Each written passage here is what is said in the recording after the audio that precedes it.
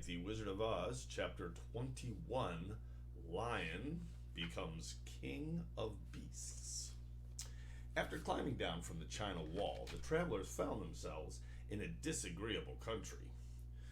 Full of bogs and marshes and covered with tall rank grass, it was difficult to walk without falling into muddy holes, for the grass was so thick that it hid them from sight.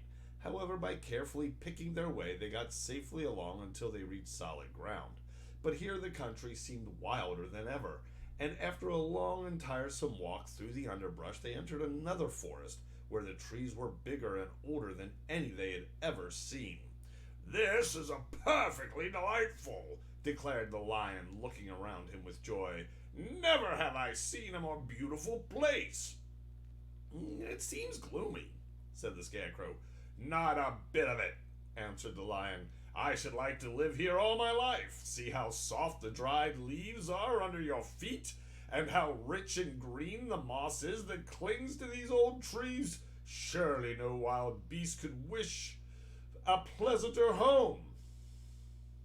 "Perhaps there are wild beasts in the forest now," said Dorothy. "I suppose there are," returned the lion, "but I don't see any of them about." They walked through the forest until it became too dark to go any further.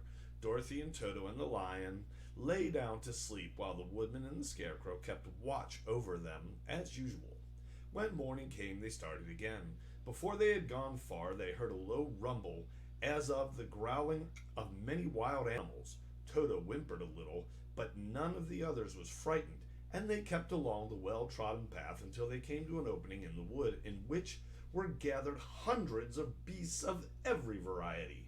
There were tigers and elephants and bears and wolves and foxes and all the other in the natural history. And for a moment Dorothy was afraid, but the lion explained that the animals were holding a meeting, and he judged by their snarling and growling that they were in great trouble. As he spoke, several of the beasts caught sight of him, and at once the great assemblage hushed as if by magic. The biggest of the tigers came up to the lion and bowed, saying, "Welcome, O King of Beasts. You have come in good time to fight our enemy and bring peace to all the animals of the forest once more." "What is your trouble?" asked the lion quietly. "We are all threatened," answered the tiger, "by a fierce enemy which has lately come into this forest. It is a most tremendous monster, like a great spider, with a body as big as an elephant and legs as long as a tree trunk. It has 8 of these long legs, and as the monster crawls through the forest, he seizes an animal with a leg and drags it to his mouth. There he eats it as a spider does a fly. Not one of us is safe while this fierce creature is alive, and we had called a meeting to decide how to take care of ourselves when you came among us." The lion thought for a moment. "Are there any other lions in the forest?" he asked. "No, there were some, but the monster has eaten them all, and besides, they were none of them nearly so large and brave as you. If I put an end to your enemy, will you bow down to me and obey me as king of the forest?"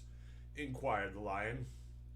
"We will do that gladly," returned the tiger, and all the other beasts roared with a mighty roar, "We will!"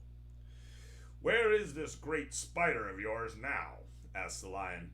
"Yonder among the oak trees," said the tiger, pointing with his forefoot.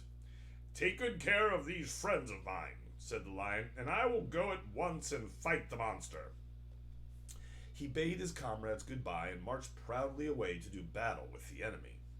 The great spider was lying asleep when the lion found him, and it looked so ugly that its foe turned up his nose in disgust.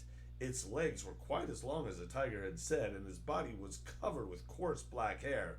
It had a great mouth with a row of sharp teeth a foot long, but its head was joined to its pudgy body by a neck as slender as a wasp's waist.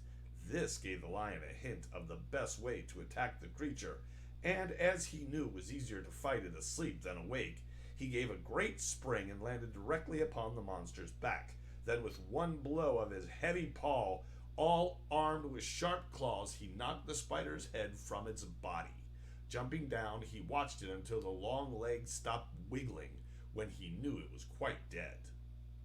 The lion went back to the opening where the beasts of the forest were waiting for him and said proudly, "You need fear your enemy no longer." Then the beasts bowed down to the lion as their king, and he promised to come back and rule over them as soon as Dorothy was safe on her way to Kansas. All right, that was The Lion Becomes King of the Forest, or the Beasts. Hope you enjoyed it.